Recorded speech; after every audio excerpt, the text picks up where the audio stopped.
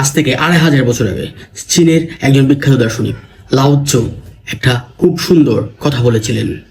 A journey of 1000 Miles begins with a single step. এবং এই উক্তিটি আজও প্রাসঙ্গিক।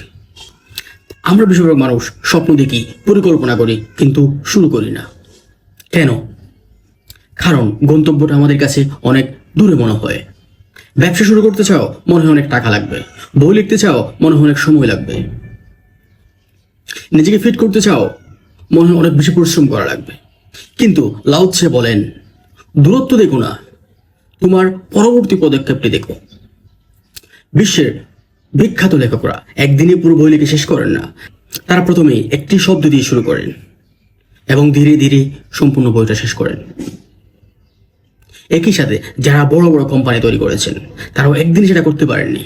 বছরের পর বছর পরিশ্রম দিয়ে, মেধা দিয়ে ওনারা তিলে তিলে এই কোম্পানিগুলো গড়ে তুলেছেন। তাই আজই তোমার প্রথম পদক্ষেপ নাও।